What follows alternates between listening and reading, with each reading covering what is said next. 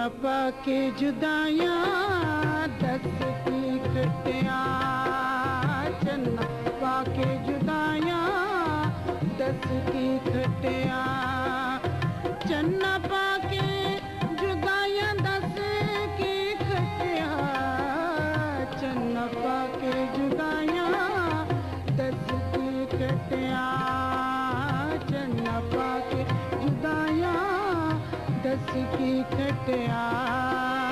अस्सलामुअलैकुम नाज़रीन, मैं हूं सैयद ज़ुल्फ़िकार गिलानी और आप देख रहे हैं गिलानी व्लॉग्स। 1947 का साल अपने अंदर बहुत से दुख लेकर आया, बहुत से मसाइब, बहुत से आलाम और बहुत सी मुश्किलात लेकर आया। लेकिन 1947 के कुछ वाक़यात ऐसे हैं जो तारीख़ के सफ़हात पर अमर हो गए और कुछ ऐसे लोगों ने इस साल में जन्म लिया जो आगे चलकर अपने फ़न के ताबिंदा सितारे कहलाए। उनमें से एक नाम है शमशाद बानो का। वैसे तो अगर मैं सिर्फ इतना ही कह दूं कि उनकी पैदाइश 1947 में हुई थी तो काफ़ी है, लेकिन उनकी असल तारीख़ पैदाइश 14 अगस्त 1947 है। 14 अगस्त 1947 को पैदा हुई और पटियाला, करात और कैथल ये वही जगह हैं जहाँ की हरियाणवी सकाफ़त आज भी ज़िंदा है और उस ज़माने में अपने अरूज पर थी। हाजन हसीना बेगम की सबसे बड़ी साहबजादी शमशाद बानो वैसे तो 14 अगस्त 1947 को पैदा हुई, लेकिन उनकी जो जाए पैदाइश है वो पाकिस्तान है। तो मैंने जैसा ज़िक्र किया कि ये साल बहुत से जो है वो दुखों का बायस भी बना, लेकिन बहुत से ऐसे लोग भी इस दुनिया में आए जिन्होंने आगे चलकर बहुत नाम कमाया। मैं जो है वो इस वक्त उनके जो मकबरा है उसके सामने खड़ा हूँ। इस ख़ानदान के बारे में मैं अपनी बात नहीं कर रहा, बल्कि मैं इंडिया वालों की एक बात आपको बताता हूँ। वो ये कहते हैं कि ये वो ख़ानदान था जो फ़न से इतनी रग़बत रखता था और इस हद तक जो है वो वाबस्ता था ये ख़ानदान मौसीकी की दुनिया से कि ये हर वक्त सफ़र में रहता था और मतलब दूर दराज के इलाक़ों का सफ़र किया करता था और दूर दराज के इलाक़ों में जाकर अपने फ़न का मुज़ाहरा किया करता था। फिर जब ये शमशाद बानो बड़ी हुई तो इन्होंने बाकायदा जो है वो मौसीकी की तरबियत हासिल की। हरियाणवी कल्चर को अपनी वालदा की तरह इन्होंने ज़िंदा रखा। वालदा के साथ बहुत सारे प्रोग्रामों में इन्होंने शिरकत की। बाबा नाज़िर के बारे में ये कहा जाता है कि वो इनके पहले उस्ताद थे जिन्होंने इन्हें असरार व रमूज़ सिखाए मौसीकी के हवाले से। इसी तरह उस्ताद ज़हूर ख़ान का नाम लिया जाता है, बहुत नामवर सारंगीन आवाज़ मुल्तान के आप उनकी शागिर्द भी रहीं। और इसके अलावा एक और नाम जिसे हर कोई जानता है वो है शाम 84 घराने के वो अफराद उस्ताद सलामत अली और उस्ताद नज़ाकत अली। कहते हैं जब वो रियाज़ किया करते थे तो शमशाद बानो जो है वो सामने बैठ जाया करती थी, उन्हें देखा करती थी, सुना करती थी और उनसे सीखा करती थी।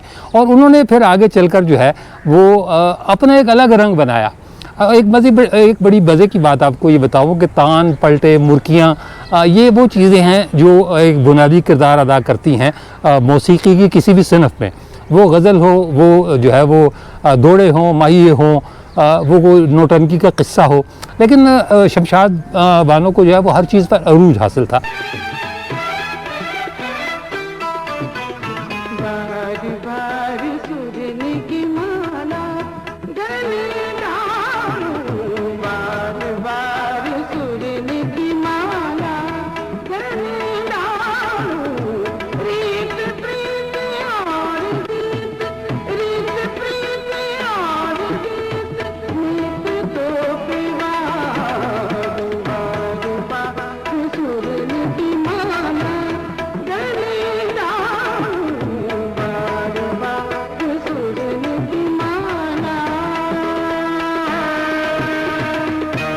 कुछ अरसे के लिए मौसीकी से दूर भी रहीं, हैदराबाद चली गई और लेकिन वापस जब आई तो फिर दोबारा रेडियो मुल्तान से वाबस्ता हुई।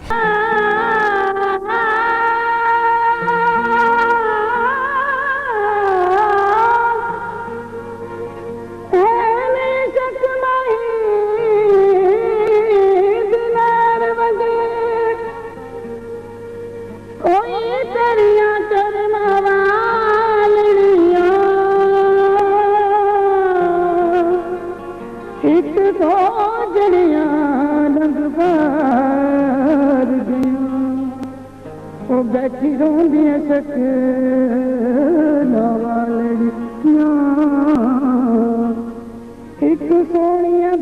रहमत भाग नहीं दारू लाल ایک دلچسپ بات یہ ہے کہ شمشاد بانو کے والدین انہیں پڑھا لکھا کر لیڈی ڈاکٹر بنانا چاہتے تھے، لیکن ان کی رگوں میں حاجن حسینہ بیگم کا فنکارانہ خون ٹھاٹھے مار رہا تھا۔ چنانچہ میٹرک کے بعد انہوں نے داخلے کی مصیبت دیکھی تو تعلیم کو جھنجھٹ سمجھ کر خیر بات کہہ دیا اور اس راستے پر چل پڑیں جو باہر سے بہت خوبصورت لیکن اندر سے بہت بدصورت تھا۔ کوئی اور ہوتا تو شاید بھٹک کر کہیں سے کہیں پہنچ جاتا، لیکن شمشاد بانو نے نہ صرف والدین کی عزت کو مقدم رکھا بلکہ فن کو بھی عبادت ہی سمجھا۔ اپنے دور عروج میں ایک فلمی جریدے کو انٹرویو دیتے ہوئے انہوں نے بتایا تھا کہ ان کے ساتھ والدین کا رویہ مختلف تھا۔ اکثر بچے بزرگوں سے چھپ کر سینما دیکھا کرتے تھے، لیکن شمشاد بانو اپنی والدہ کی گود میں بیٹھ کر فلم دیکھا کرتی تھیں، کیونکہ حاجن حسینہ بیگم اپنی بیٹی کو آیا کے سپرد کر کے اکیلے سینما جانا پسند نہیں کرتی تھیں۔ شمشاد بانو نے یہ بھی بتایا کہ فلم سے شوق تو انہیں تھا اور وہ ایکٹریس بھی بننا چاہتی تھیں، لیکن اس خواہش کا اظہار کرتے ہوئے جھجک محسوس ہوتی تھی، شاید اس لیے کہ بقول ان کے وہ احساس کمتری کا شکار تھیں۔ مگر جب سہیلیوں نے بار بار ان سے کہا کہ صورت بھی اچھی ہے اور آواز بھی، تو تم اداکارہ کیوں نہیں بن جاتی، تو انہوں نے اس پر سنجیدگی سے غور شروع کر دیا۔ 1965 میں پاکستان پر بھارت کے جارحانہ حملے کے سلسلے میں ملتان میں ایک اسٹیج ڈرامہ لہو کے چراغ پیش کیا گیا، جس میں شمشاد بانو نے ایک اہم کردار ادا کیا۔ ڈرامہ دیکھنے والوں میں اس وقت کے ممتاز فلم ساز و ہدایت کار اشرف خان بھی موجود تھے۔ انہیں شمشاد بانو کا کام اتنا پسند آیا کہ وہ ان سے ملنے اور مبارکباد دینے اسٹیج پر چلے آئے۔ انہوں نے اپنا تعارف کرایا اور شمشاد بانو سے کہا کہ اگر اداکاری کا شوق ہے تو فلم لائن اختیار کر لو، تمہاری شکل و صورت اور آواز بھی مناسب ہے، محنت کرو گی تو کامیابی تمہارے قدم چومے گی۔ انہوں نے شمشاد بانو کو پیشکش کی کہ اگر تمہارا ارادہ ہو تو اگلی صبح 10 بجے میرے پاس آ جانا، میں اپنی فلم وہ چھوڑا سجنا دا میں تمہاری مرضی کا کردار دے دوں گا۔ چنانچہ اگلی صبح ایک لیڈی ڈاکٹر کا خواب دیکھنے والی لڑکی اداکارہ بن گئی، لیکن یہ الگ بات ہے کہ اداکارہ بننے کے بعد شمشاد بانو اپنے اس فیصلے کو غلطی قرار دیتی رہیں۔ اداکاری کے ساتھ ساتھ شمشاد بانو نے لاتعداد گیت، غزلیں، ماہیے، دوڑے اور گانے گائے اور آواز کی دنیا میں امر ہو گئیں۔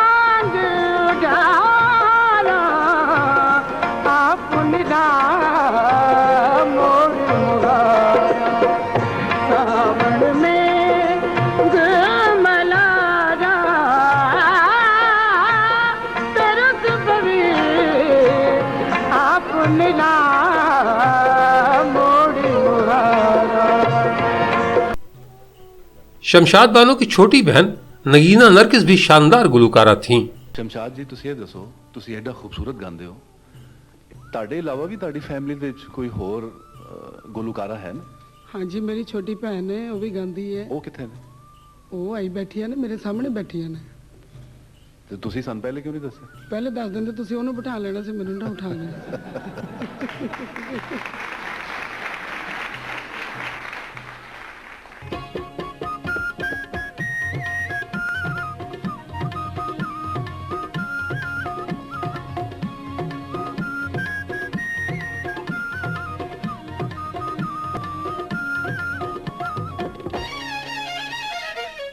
हल्ला मेले वाले संग यारा बरदी तो दिल बरदी।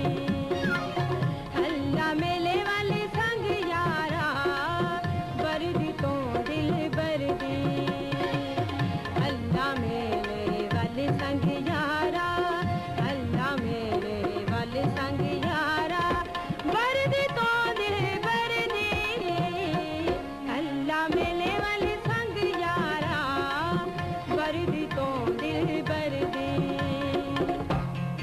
वो अपने दो जो छोटे भाई, एक बहन और एक भाई इरशाद साहब, इरशाद अली और लगीना नरगिस, इनकी अगर मैं ये कहूँ ना कि इनकी जो असल उस्ताद हैं वो यही है, शमशाद बानो साहिबा है। ये शमशाद बानो साहिबा का जो है वो मकबरा है जिसके सामने मैं खड़ा हूँ। ये इत्तफाक की बात ये कि ताला लगा हुआ है, मैं आपको कुछ ज़्यादा जो है वो नहीं दिखा पाऊँगा, लेकिन मैं उनकी कब्र जो है वो आपको दिखा देता हूँ। ये उनकी कब्र है जहाँ वो महव इस्तराहत हैं। हमारे यहाँ एक बात आमतौर पर कही जाती है कि अल्लाह ताला अपने नेक बंदों को बहुत जल्दी अपने पास बुला लेता है। कुछ यही सूरत हाल शमशाद बानो के बारे में भी रही। शमशाद बानो जो अपने घर में सबसे बड़ी थी, मतलब अपने भाई और बहन को जो है वो की उस्ताद भी रहीं। अपनी वालदा के साथ मिलकर उन्होंने बहुत सारे प्रोग्रामों में हिस्सा लिया। 9 अक्टूबर 2004 को हमेशा के लिए इस दुनिया से रुखसत हो गई।